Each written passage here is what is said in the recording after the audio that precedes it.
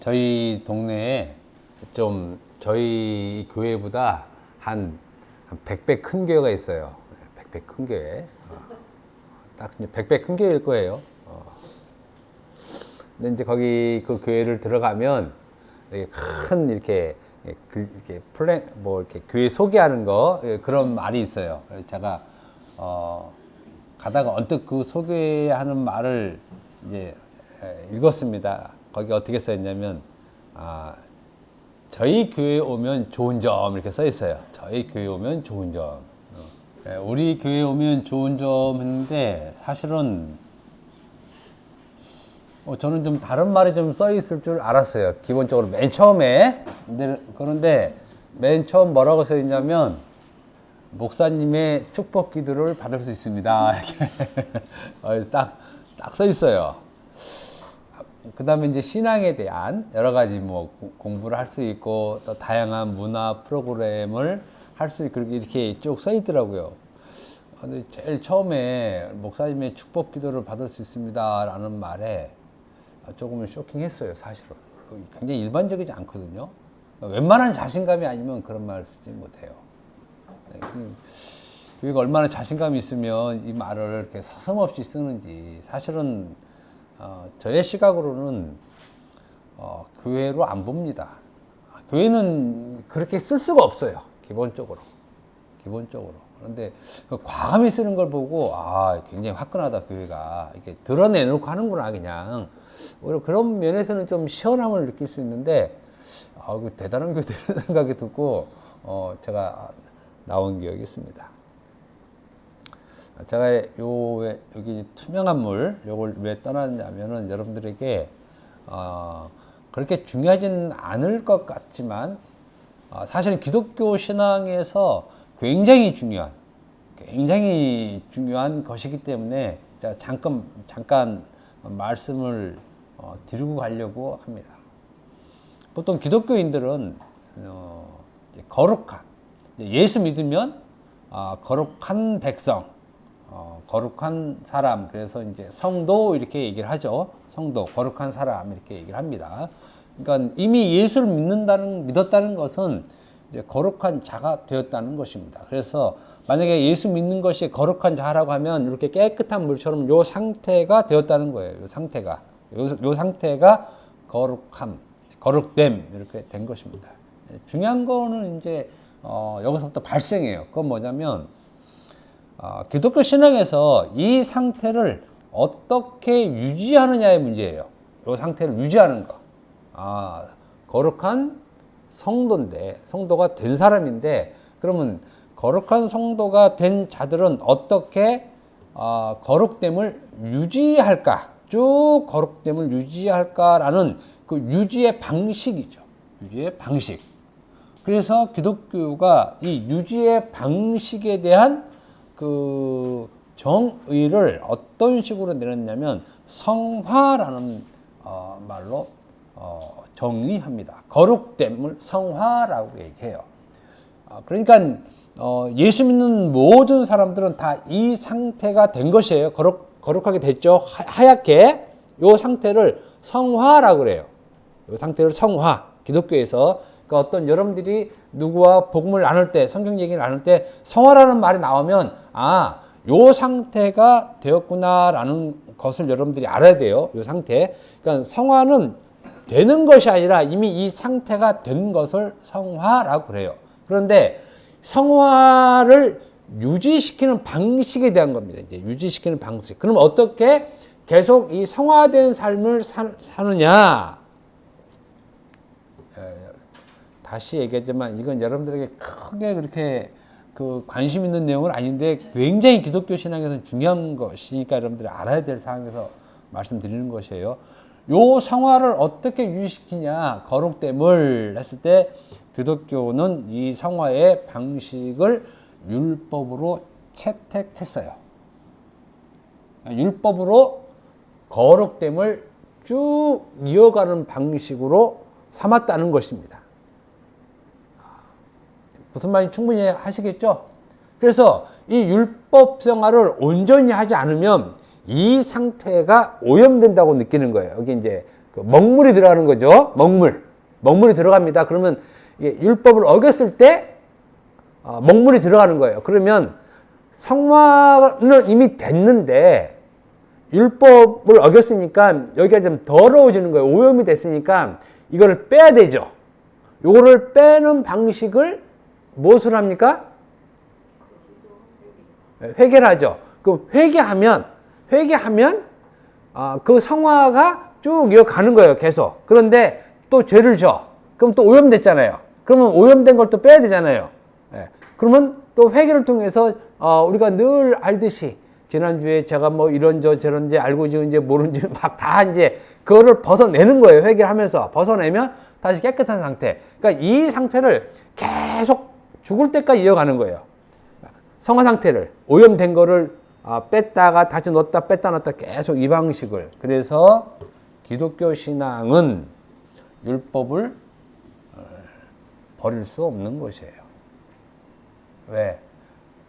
거룩됨을 계속 유지시키는 방식을 갖고 있지 못하니까 그래요. 갖고 있지 못하니까. 그래서 교회에서 지속적으로 율법을 얘기하는 이유가 바로 이것이에요. 그것이 아니면 죄의 오염을 무엇으로 뺄까 이거예요. 죄의 오염을 무엇으로. 이 빼는 방식이 없어요. 빼는 방식이, 방법도 없고.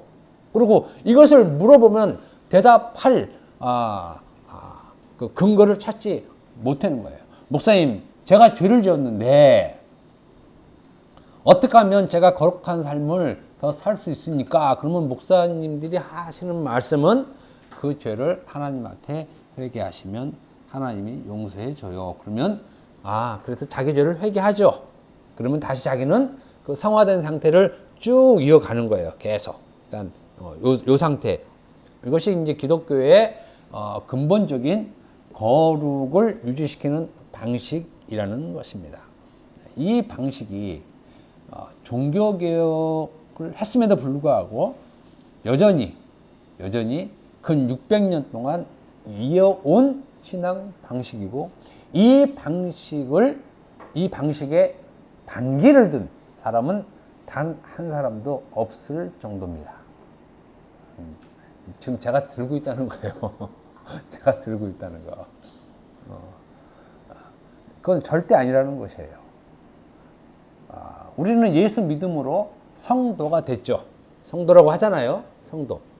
그러면 이 성도가 예수를 믿음으로 거룩을 유지시키는 방법은 무엇이냐? 성경에서 얘기하는 건 가령 성경에서 신약 성경에서 거룩을 유지시키는 방법을 계명을 준수하고 온전히 행하는 것이다. 그러면 할 말이 없어요. 그렇게 하면 돼.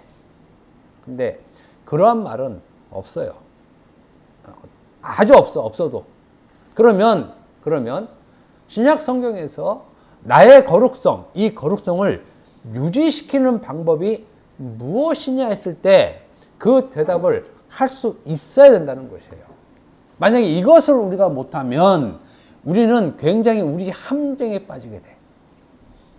왜 그러냐면 거룩을 유지시키는 방법 자체를 모르면서 어떻게 거룩을 논할 수 있느냐라는 이 논쟁에서 우리는 바보가 된다는 것입니다. 그건 내가 모르지 이러면 바보가 돼요. 그러면 우리는 어떻게 우리의 거룩됨을 유지시켜 나가느냐라는 것입니다. 참고로 기독교 세계에서 종종 이런 일들이 많이 일어나요. 그것은 뭐냐면 가령 우리 이제 보통 일반 사람들, 직장 사는 사람들은 회사에서 뭐 회식 문화 같은 거 많이 있잖아요. 그러면 자연스럽게 술을 먹게 돼요. 그죠? 술 안 먹고 콜라 사이다 마시는 회사는 없죠? 교회에서도 아마 마실 거야. 그러면 술을 마시면 거룩에서 벗어난다고 생각해서 술을 안 먹어요. 지금 먹어라 마라 이 얘기 하는 게 아니에요. 먹어라 마라 하는 얘기가 아니라 이걸 안 먹으면 자기의 거룩됨을 유지시킨다고 생각을 하고 있어요. 이것을. 그런데 성경은 전혀 그것과 관계없이 거룩을 얘기를 해요. 거룩의 유지됨을. 그러니까 거룩의 유지됨을 얘기하는데 기독교에서 거룩을 유지시키는 방식이 무엇이냐? 단 하나밖에 없어요. 기독교에서 거룩을 유지시키는 방법. 그것은 뭐냐면 갈라디아에서 말한 것처럼 복음의 진리 위에 서 있지 않으면, 복음의 진리 위에 서 있으면 그것이 거룩된 삶을 늘 사는 것이고, 만약에 어떤 사람이 복음의 진리에서 벗어나 있으면 거룩에서 이탈된 것이에요.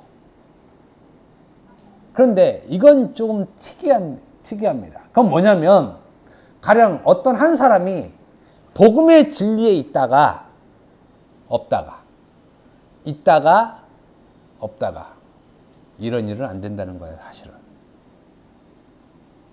그러니까 다시 얘기하면 복음의 진리에 서 있다는 것은 율법 밖으로 나갔다가 들어왔다가 자기가 의도적으로 이 말도 하면 긴데 왔다 갔다 이렇게 안 된다는 거예요. 왔다 갔다. 물론 우리 몸 자체가 율법이기 때문에 율법에서 벗어날 수는 없지만 내 스스로 그것을 조장하고 주장해서 왔다 갔다가 안 된다는 것입니다. 이것이 기독교에서 한 사람이 자기의 거룩을 유지시키는 것은 항상 복음의 진리 위에 있는 것이에요. 있는 것. 있다가 간혹 내가 복음으로 돌아가려고 하는 그 욕망과 욕심이 나잖아요. 인간이기 때문에. 그럴 때 우리가 회개를 하는 것이에요. 그럴 때 우리가 우리의 연약함을 하나님 불쌍히 여겨 주세요 하는 우리의 연약함을 하나님께 청구하는 거죠. 청원하는 거죠. 이제 그게 회개예요. 그게 회개. 제가 술 먹었으니까 하나님 이걸 용서해 주세요. 이건 회개가 아니고 이걸 뭐라 그랬어요? 이거는 이제 반성. 반성이에요. 하나님 앞에는 반성이 필요 없어요. 그렇기 때문에 한 사람의 기독교인이 자기의 거룩함을 유지시키는 방법은 오직 복음의 진리 위에 항상 서 있으면 그 사람은 늘 성화된 채로 살아가고 있는 것입니다. 이렇게 얘기하는 이유는 여러분들에게 얘기했죠. 누구와 말씀을 나눌 때, 성화라는 말이 나올 때 성화의 의미는 그것이 아니고 이것이 온전한 성화의 의미야 라고 여러분들이 얘기해 줄 수 있어야지, 그렇지 않으면 복음을 증거하는데 많은 어려움이 있기 때문에 이 얘기를 여러분들에게 하는 이유로 제가 이렇게 수돗물을 깨끗하게 받아놨어요. 이렇게 먹어야 되겠죠.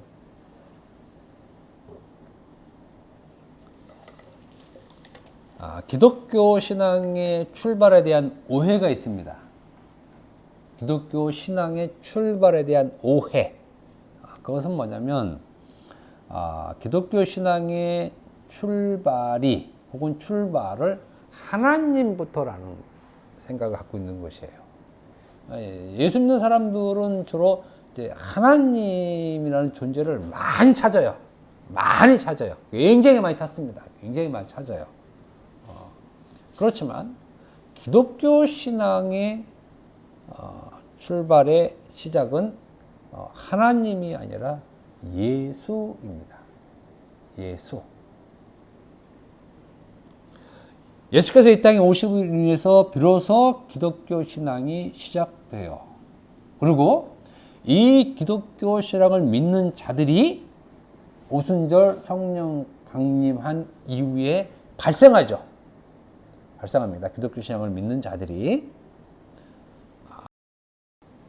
그리고 그 사람들이 믿는 신앙의 내용은 복음이에요. 그러니까 딱 규정되어 있죠. 기독교 신앙의 시작은 하나님이 아니라 예수이고, 예수를 믿는 자들은 오순절 성령 강림 이후에 새롭게 처음으로 발생된 자들이고, 이러한 사람들이 믿는 신앙의 내용은 복음이었다는 것입니다. 기독교 신앙의 첫 시작부터 규정이 되어 있습니다.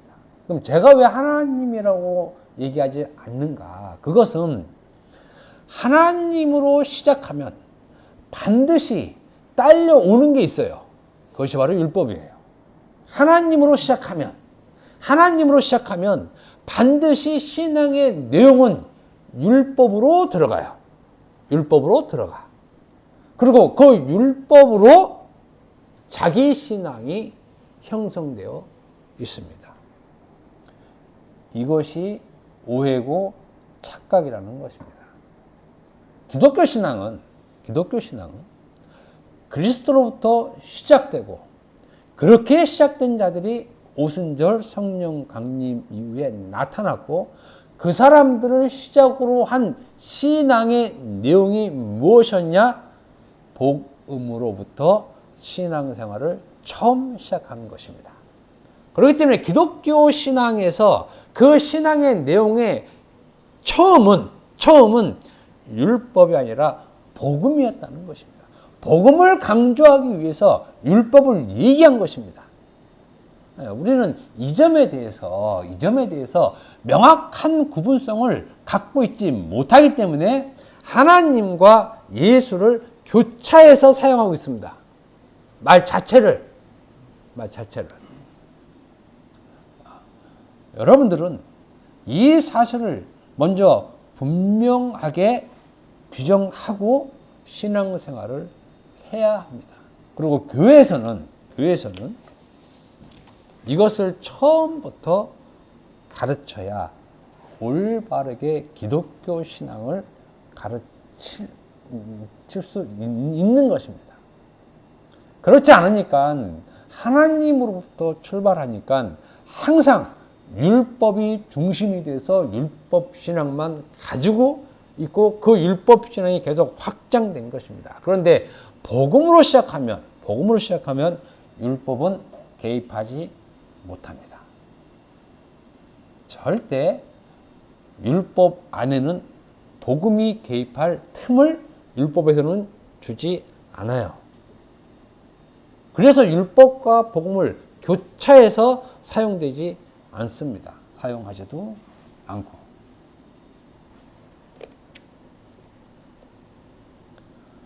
교회는 예수로부터 시작된, 그래서 교회된 자, 우리들이요. 우리들의 신앙은, 그 신앙의 오직 내용은 복음으로 출발한다는 사실을 여러분들이 잊지 말아야 합니다. 중요한 것은 이러한 사람들이 이 땅에 나타났죠. 이 사람들로부터 시작된 것이 무엇이냐? 이 사람부터 시작된 것이 무엇이냐? 그것이 바로 하나님을 섬기는 방식이 전환됐다는 것입니다. 예수로부터 시작된, 그리고 그 예수를 믿는 자들, 그 믿는 자들이 가지고 있는 신앙의 내용, 즉 복음, 이 복음을 믿는 자들로부터 어떤 변화가 생겼느냐? 하나님을 섬기는 방식이 전환됐다는 것입니다. 변화됐다는 것보다 전환됐다고 제가 말하는 것은 확 바뀌었다는 거죠. 하나님을 섬기는 방식이. 이 방식이 근 2000년 전에 이미 제시되었다는 것입니다. 하나님을 섬기는 방식. 그러니까 교회사적으로 이것은 굉장히 중요한 의미가 있는 사건이에요, 사실은. 하나님을 섬기는 방식이 확 전환되어 버렸기 때문에 얼마나 큰 일이 발생한 것입니까?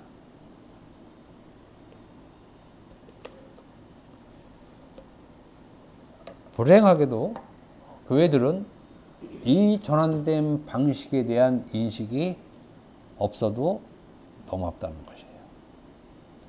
예수를 믿고 그래 복음을 믿어라고 하면서 하나님을 믿는 방식에 대해서는 여전히 율법 조문에 묵은 것으로 갖고 있다는 것입니다. 그러니까 이거는 상식적으로 있을 수 없는 일이에요. 사람들은 다 상식 좋아하잖아요. 상식에서 벗어나면 굉장히 좀 무식하고 천박하고 이렇게 보이죠. 근데 실제로 기독교에서 수많은 세월 동안 그 천박한 일을 하고 있음에도 불구하고 그 천박한 일에 대해서 무식하다고 얘기하는 사람이 없고 오히려 믿는 사람만 많다는 이 기독교사의 아이러니컬한 일이 지금도 여전히 발생하고 있다는 것입니다. 앞으로도 계속 그럴 거예요. 계속 그럴 거예요.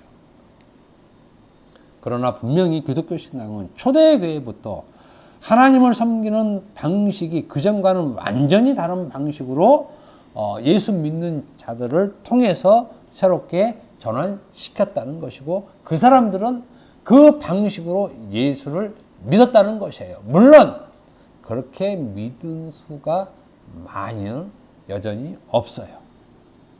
계속 논쟁을 했기 때문에. 중요한 거는 하나님께서 이전에 자신을 섬기는 방식은 기뻐하거나 좋아하지 않으셨다는 사실입니다. 율법조문에 묵은 것으로 자신을 섬기는 것은 좋아하지 않으셨다는 것입니다. 그렇다면 율법조문에 묵은 것, 즉 옛것으로 하나님을 섬겼던 그 방식이 무엇냐? 제가 간단히 말씀드릴게요. 그러니까 예수가 오시기 전에 하나님을 섬기던 방식, 물론 그건 율법을 따라 섬기는 방식이었죠.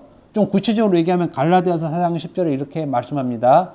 너희가 날과 달과 절기와 해를 삼가 지키니 해서 예수가 오시기 전에 하나님을 믿는 방식은 날, 달, 절기, 해를 지키는 것이었어요.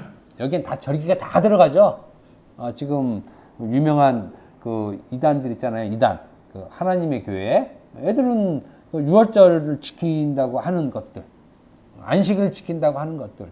지금 이 안에, 이 범주 안에 들어가 있는 것입니다. 율법조문에 묵은 것으로 예수를, 하나님 믿는 것이죠. 히브리서 10장 18절. 위에 말씀하시기를 주께서는 제사와 예물과 범죄와 속죄제를 원하지도 아니하시며 기뻐하지도 아니하신다 하였고 이는 다 율법을 따라 드리는 것이라. 그러니까 날, 달, 절기, 해, 제사, 예물, 번제, 속죄제 이것을 하나님이 원하지 않는다는 것입니다. 그러니까 기독교 신앙은 이것을 드리는 것으로 하나님을 섬기지 않는다는 것이고 하나님께서는 그것을 통해서 자신을 예배하는 것을 기뻐하거나 좋아하지 아니하신다 이 얘기를 하시는 것입니다.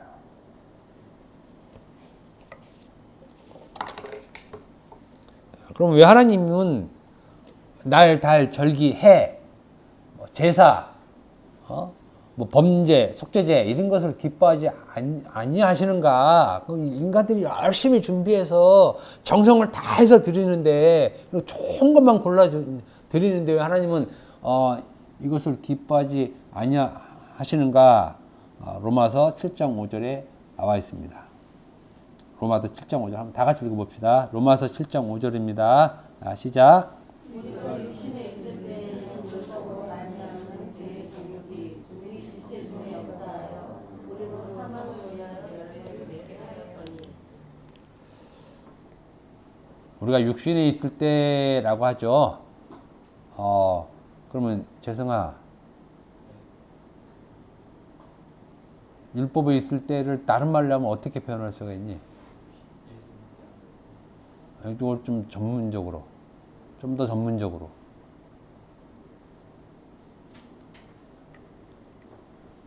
지금 목사님 실컷 얘기하고 있잖아요, 지금.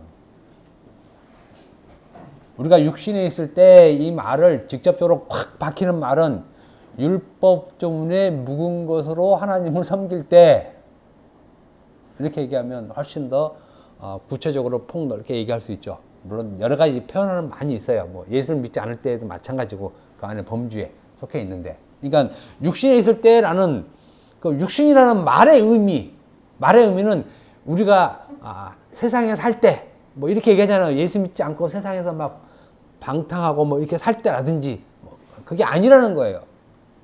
율법 때문에 묵은 것에 있을 때,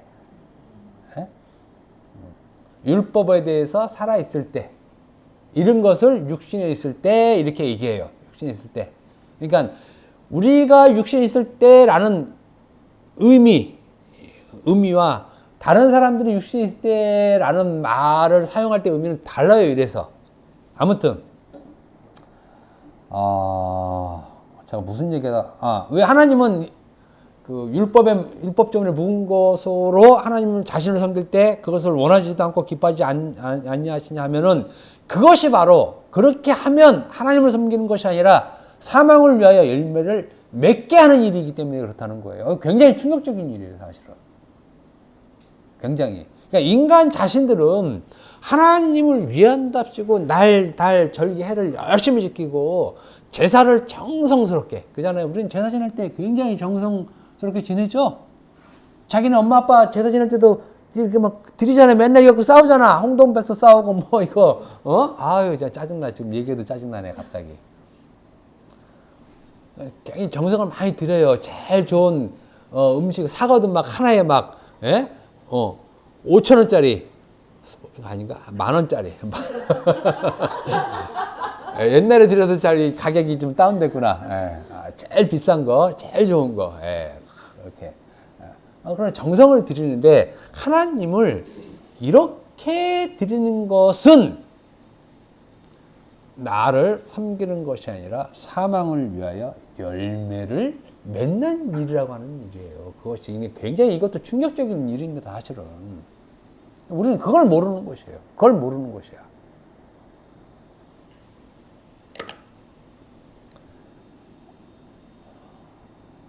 기독교의 대표적인 상징이 되는 주일, 오늘 주일이라고 하는데 주일에 대해서 한번 얘기해 봅시다. 주일을 기독교에서는 주일 성수라고 합니다. 그죠? 거룩하게 이날을 지키는 날이에요. 성수라는 수 말은. 그러니까 주일 성수. 이 말은 주의 날이기 때문에 이날은 거룩하게 지켜야 된다라는 말. 이건 이제 모든 기독교에서 공통적으로 통용되는 신앙의 어떤 절대적인 표준이 되는 것이죠. 그래서 이 주의를 지키지 않고 다른 일을 한다. 이건 있을 수 없는 일이야. 있을 수 없는 일이에요. 이 날은 반드시 지켜야 되고 이 날을 지키지 않으면 그것을 대죄로 얘기해요.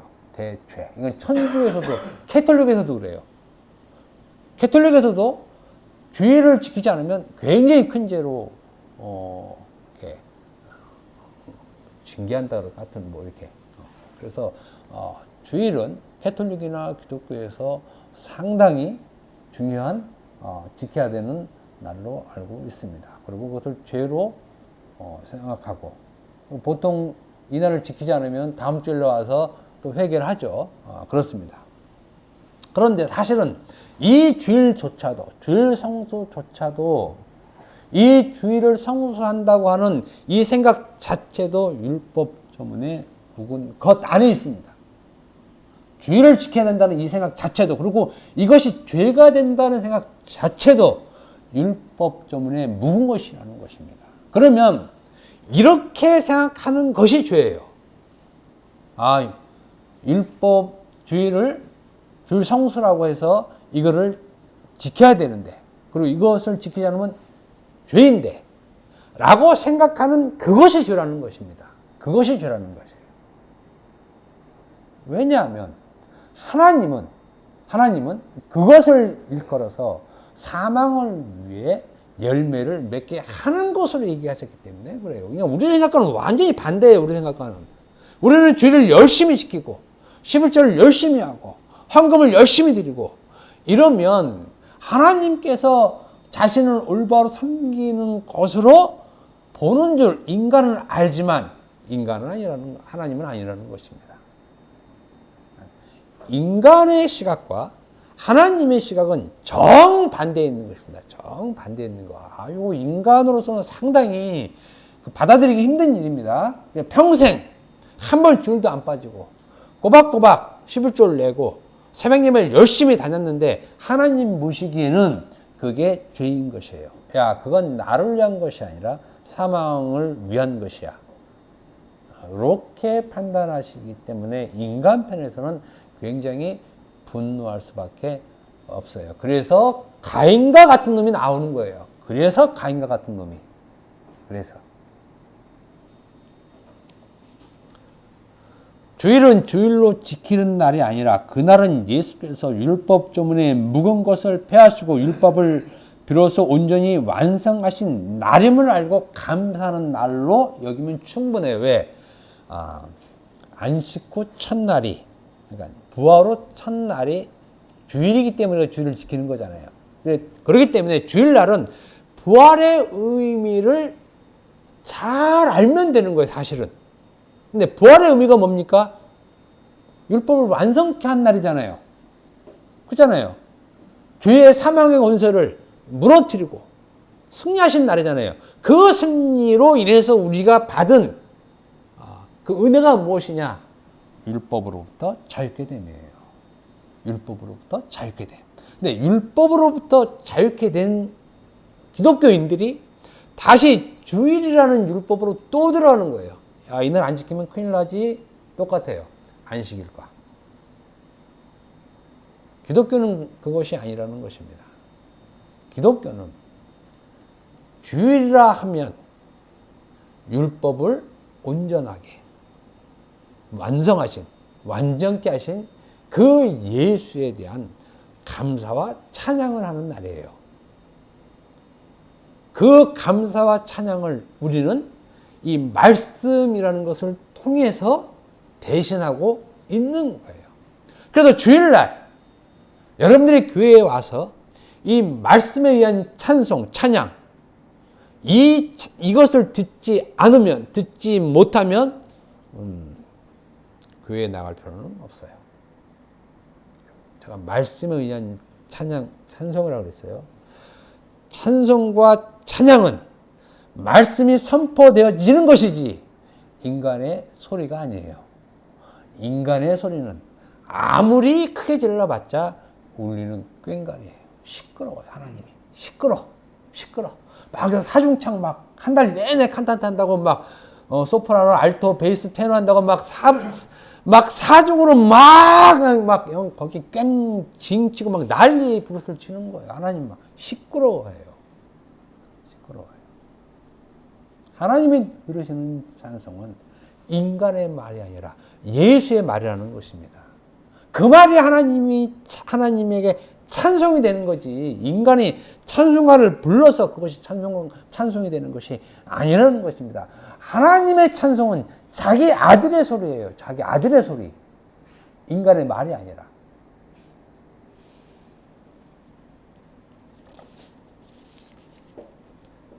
신약시대에 예수로부터 시작된 기독교 신앙은 그를 믿는 자들, 또 그를 믿는 자들이 처음 시작한 것은 복음이지 율법 조문에 묵은 것이 아닙니다. 그리고 비로소 이들이 하나님을 섬기는 새로운 방식을 가지고 있었는데 그 새로운 방식이 바로 영의 새로운 것입니다. 야, 이 말 하려고 시간을 이렇게 많이 끌었네. 그러니까 누구든지 예수를 믿는 자이면 그 사람은 영의 새로운 것으로 이제 하나님을 섬겨야 하는 것입니다. 영의 새로운 것이란 율법과 대칭되는 것이에요. 대비되는 것이에요. 율법과. 그래서 영의 새로운 것을 달리 표현하면 영의 새로운 법이에요. 영의 새로운 것은 영의 새로운 법이에요. 그런데 법 앞에 수식어가 있죠. 굉장히 중요한 수식어인데 이것이 영이에요. 영. 그러니까 이 법의 출처는 인간이 아니라는 것이에요. 영. 통상적으로 우리는 성령을 얘기해요. 성령에 의해서 새롭게 제시된 법. 성령에 의해서 새롭게 제시된 법. 우리는 통상 성령을 삼위일체 하나님의 한 분으로 보죠. 그러면 이것은 하나님에 의해서 새롭게 제시된 법이라는 것입니다. 하나님이 우리는 율법만 줬다고 생각을 하는데 그렇지 않다는 것이 신약으로 오면 하나님이 새로운 법을 줬다는 것이에요. 우리는 이것을 자꾸 신약시대에 이제 예수님께서 하신 말씀, 하나님의 사랑과 이웃사랑을 많이 해서 하나님도 사랑하고 이웃사랑도 많이 하라. 그래서 막 기독교는 이것을 대단한 어떤 정신으로 얘기하고 있는데 이것을 신약시대에 바울의 말로 들어가면 이 법으로 통용돼요. 이 법으로. 영의 새로운 법이라는 사실이 있다는 것에 대해서 기독교인들은 모르고 있어요. 모르고 있는 정도가 아니라 처음 들어봐요. 처음 들어봐요. 율법 좀 내 묵은 것으로 하나님을 섬기는 것이 아니고 영의 새로운 법으로 하나님을 섬겨야 돼라는 이 말 자체를 처음 듣는다니까요. 40평생 교회 다녔으면서. 그러면 40평생 교회 다닌 것은 다 헛된 것이 되는 것이에요. 헛된 것. 그냥 교회만 왔다 갔다. 그렇다면 영의 새로운 것이란 무엇인가 하는 것입니다. 영의 새로운 것은 신약시대의 영의 새로운 것에서는 대표적으로 새로운 법, 영의 새로운 법은 세 가지 법이 있습니다. 대표적인 법이에요. 사실 제가 나중에 의의 법도 하나 있는데 그것은 조금 더 내용을 설명을 많이 해야 되기 때문에 제가 일부러 얘기 안 하고 세 가지만 얘기합니다. 영의 새로운 법에는 세 가지 대표적인 법이 있습니다. 첫 번째가 믿음의 법이에요. 요런 법이 있다는 게 교회에서 기독교 신앙에는 율법 말고 믿음의 법이라는 영의 새로운 법이 있어요. 이것이 이제 로마서 3장 27절 말씀입니다. 그런 이제 자랑할 때가 어디냐? 있을 수 없느니라. 무슨 법으로냐? 행위로냐? 아니라 오직 믿음의 법으로니라. 이렇게 얘기합니다. 무슨 법으로냐? 이건 율법 얘기예요. 오직 믿음의 법. 그래서 바울은 율법 말고 새로운 법을 말하는데 그 법이 바로 믿음의 법입니다. 그리고 두 번째가 하나님의 법. 우리는 하나님의 법 그러면 제가 늘 가끔 강조해 얘기하지만 하나님의 법 그러면 율법인 줄 알지만 그렇지 않다는 사실이에요. 하나님의 법이라는 새로운 법이 있어요. 새로운 법. 로마서 7장 22절 보면 내 속사람으로는 하나님의 법을 즐거워하되 이런 요것을 잘못 읽으면 요걸 율법으로 읽는 사람이 있어요. 율법으로. 아니에요. 요건 믿음의 법이에요. 해석을 잘못해서 하나님의 법을 즐거워하되 그러니까 내가 율법을 즐거워하는데 겉은 안 한다. 이거 완전히 해석 반대로 거꾸로 하는 거예요. 이게 굉장히 어려운 부분인데 나중에 쉽게 얘기할 거예요. 쉬운 거예요. 이거. 셋째가 생명의 성령의 법입니다. 로마서 8장 2절. 요거 이제 다음에 할 내용인데 이는 그리스도 예수 안에 있는 생명의 성령의 법이 죄와 사망의 법에서 너를 해방하였느니라. 그러면 생명의 성령의 법이 있으면 죄와 사망의 법이 있죠? 그럼 죄와 사망의 법은 무엇입니까? 죄와 사망의 법은 뭐야? 율법이에요. 율법이 죄와 사망의 법이에요. 율법이. 복음이 생명의 성령의 법이 되는 것이고 사실은 그러니까 이게 구조가 뚜렷하게 바울이 이렇게 뚜렷하게 말한다니까요. 뭐 희미하게 얘기해서 보는 사람들로 하여금 애매하게 하는 것이 아니라 뚜렷하게 구별해요. 뚜렷하게 구별. 하나는 죽고 하나는 살고 하나는 영생이고 하나는 영벌이고 이거를 뚜렷하게 구별해 놔서 이걸 혼잡스럽게 하네요. 바로 스타일이 그래요. 스타일이. 영의 새로운 법이라. 믿음의 법, 하나님의 법, 생명의 성령의 법이에요. 표현이 다르지만 내용은 똑같아요. 내용은 똑같은 거예요. 표현만 달라요. 영의 새로운 곳에서는 몇 가지가 있다고 했습니까? 세 가지.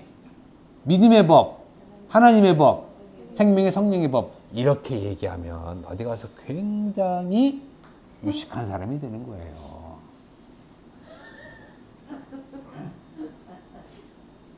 그잖아요. 오히려 이상하다고 생각해요. 아니, 따진다고. 그럴 수 있어요. 그러니까 얘기를 이상하게 생각하면 좋은 거야. 그 이상한데 그럼 하나씩 얘기해 줘야 돼요. 믿음의 법이란 이렇게 얘기해 주면 돼요. 하나님의 법이란 그러면 계속, 그러니까 제가 얘기하잖아요. 전 어디 가서 얘기하면 나머지 사람들은 계속 듣고 있어 이렇게. 2시간 동안 혼자 얘기해요. 2시간 동안. 그렇게 된다니까요. 이렇게 세 가지가 있다는 겁니다. 그러면 영의 새로운 법인 믿음의 법, 하나님의 법, 생명의 성령의 법의 내용은 무엇이냐 하는 것입니다. 이 법의 내용이 무엇이냐? 다음 시간에 하기에는 조금 또 그러니까 구약 율법에는 613가지 계명이 있죠. 율법의 계명. 율법 613가지 조항이 있어요. 조항이 쫙 이렇게 다 어떤 사람이 또 그걸 추려봤나 봐. 보통 이렇게 추리는 사람이 누구냐? 할 일 없는 사람들이 추려요. 할 일 없는 사람이 누굽니까? 감옥에 있는 사람들이 이걸 잘해. 심심하니까. 그래서 여기 성경이 몇 절로 되어 있는지, 몇 장으로 되어 있는지, 하나님의 이름이 몇 번 나오는지, 율법이 몇 번 나오는지, 이거 할 일 없는 사람 하는 거죠? 여러분 같으면 하겠어요? 실제로 그래요. 감옥에 있는 사람이 이거 다 한 겁니다. 그래서, 성경은 6,000줄로 되어 있구나. 이거 감옥에 있는 사람이 한 거예요. 믿거나 말거나 합니다. 율법 조항은 613가지로 계명으로 되어 있는데, 영의 새로운 것은, 영의 새로운 법에는 특이하게 항목이 없어요. 항목이 없어. 영의 새로운 법에는 첫째, 주의를 잘 지켜야 돼. 둘째, 또 이게 있잖아요. 생각 안 나지만, 이런 항목이 한 10대까지 있어서, 많이 없지만, 한 10대까지 있어서, 요것을 잘 지켜야 영의 새로운 법을 잘 지키는 거야. 이렇게 할 수 있는데, 영의 새로운 법에는 이에 따른, 법 조항이 없다는 거예요. 그러면 어떤 일이 발생하느냐? 기독교인이 지켜야 할 것이 없어지는 것이에요. 그러면 기독교 우리가 어떻게 하라고, 뭘 지켜야 돼? 이렇게 나올 수밖에 없는 구조라고요. 그러니까 이 구조를, 첨가하려고, 이 구조를 만들어낸 게 기독교에서 만들어낸 것이 성화라니까요. 이 구조를 넣으려고 없으니까. 영의 새로운 법은 있는데, 그 법의 내용은 없다는 거예요. 첫째, 둘째, 셋째, 넷째, 이 지켜야 할 계명이 없는 거야. 그러니까, 그럼 뭘 해야 되지? 요것을 하게 하려고 성화라는 단어를 끄집어 얹는 것이 지금 기독교예요. 지금 잘못 끌어온 거예요. 잘못 끌어온 거. 믿음의 법이라고 하는 것은 법 자체의 수식어가 또 믿음이죠. 그럼 믿음의 법이란 다른 법을 얘기하는 것이 아니라 믿음 자체가 있으면 이 법은 실효성이 있는 것이에요. 이 법은. 그러니까 믿음의 법은 이것이 믿음의 법이야 이게 아니고 믿음만 있으면 이 법은 그냥 완성된 거예요. 완성된 거. 다른 걸 지켜서 이 법이 온전히 되는 것이 아니라 믿음이 있으면 법 자체에 실효성이 있는 거예요. 실효성이. 믿음이 있으면. 그러면 여기에서 믿음이란 무엇을 얘기하는가? 이게 영의 새로운 법의 내용인데 바울이 굉장히 중요한 말을 해요. 로마서 3장 28절 한번 봅시다. 로마서 28장. 로마서 3장 28절. 로마서 3장 28절. 그 법의 내용입니다. 법의 내용. 법의 내용은 사실 하나예요. 로마서 3장 28절 한번 읽어봅시다. 시작. 그러므로 사람이 의롭다 하심을 얻는 것은 율법에 있지 않고 믿음으로 된 줄을 인정하노라. 하나 더 봅시다. 갈라디아서 2장 16절. 갈라디아서 2장 16절.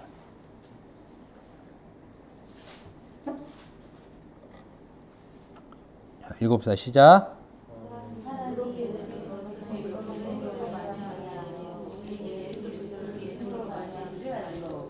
우리도 그래서 예수를 믿나니 이는 우리가 율법의 행위로서가 아니고 그리스도를 믿음으로 의롭다 하심을 얻으려 함이라. 율법의 행위로는 의롭다 함을 얻을 육체가 없느니라. 참고로 빌립보서 3장 9절 보면 그 안에서 발견되려 함이니 내가 가진 의는 율법에서 난 것이 아니요 오직 그리스도를 믿음으로 말미암은 것이니 곧 믿음으로 하나님께로부터 난 의라. 의의 출처가 하나님이라고 얘기하죠. 의의 출처가 하나님. 그러니까 영의 새로운 법, 믿음의 법, 하나님의 법, 생명의 성령의 법의 내용은 무엇이냐면 그리스도 예수를 믿음으로 말미암아 의롭다 함. 요것이 영의 새로운 법이에요. 이 법이.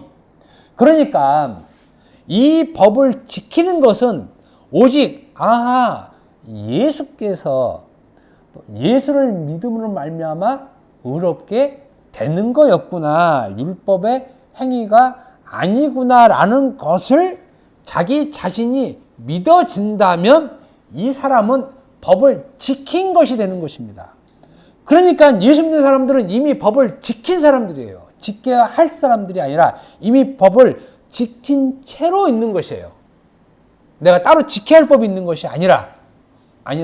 그래서 영의 새로운 법이란 율법의 행위로 의롭게 되지 않고 하나님으로부터 난 의, 즉 그리스도 예수를 믿음으로 말미암아 의롭게 된다는 것, 이것을 믿는 것이 영의 새로운 법이고 그 영의 새로운 법을 믿는 사람이 복음을 믿는 사람이라는 것입니다.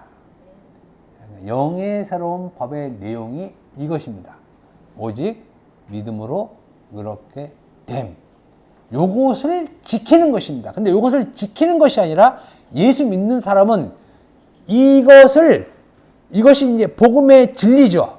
이 진리를 이것 항상 쭉 갖고 가는 거야. 그러면 거룩됨이 쭉 유지되는 것이죠. 이것이 꺾이는 사람은 사실 거의 없어요. 가령 바울이 이렇게 됐다가 아니야 율법이 하고 이렇게 돌아갈 리는 없다는 것이에요. 돌아가는 사람은 애초부터 영의 새로운 것을 믿지 않은 사람이에요. 아는 사람 처음부터.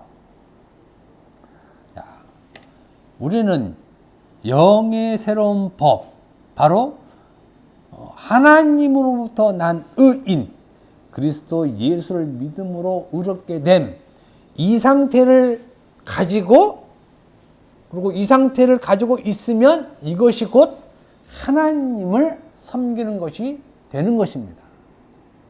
그러니까 이것이 기독교인이 하나님을 섬기는 데 있어서의 가장 근본이에요. 이 근본, 이것을 내 육체로, 내 행위로 실현시키는 방법이 무엇이냐? 영의 새로운 법을 실현시키는 방법이 무엇이냐? 그것이 그리스도를 증언하는 것이에요. 그리스도를 증언하는 것. 그러니까 예수의 증인이 되는 거죠. 그리스도로부터 시작된 기독교는 그를 믿는 사람들이 복음을 믿게 됨으로 인해서 하나님의 법, 믿음의 법, 영의 새로운 것을 가지고 있는 사람들이 이것을 실행시키는 유일한 단 하나의 방법은 그리스도 예수를 증언하는 것이라는 것입니다. 그런데 증언을 하려면 지금 제가 여러분들에게 말해준 이것을 알아야 돼요. 이것을 알아야 이것을 증언하는 것이잖아요. 이것을 모르면 그리스도인으로서의 삶의 방식이 없어져 버려요. 그래서 말씀을 알아야 된다는 것이고, 그 말씀을 아는 지식이 가장 고상하다는 것을 알아야 되는 것입니다. 그래야 내가 온전히 영의 새로운 것으로 하나님을 섬기게 된다는 것입니다. 마지막으로 영의 새로운 것으로 하나님을 섬기는 방식의 최정점, 그 다음에 마지막 지점, 그 끝지점은 바로 하나님의 아들이신 그리스도 예수를 증언하는 것으로 마침표를 찍어요. 이것이 기독교인이고 기독교인의 삶이에요. 이 삶에서 율법은 들어갈 수가 없다는 것입니다. 단 율법이 언제 들어가느냐? 그리스도를 증거하기 위해서 수단으로 갖고 가는 것이지, 율법은 지키고 갖고 가는 것이 절대 아니라는 사실을 여러분 잊지 마시기 바랍니다. 기도합시다.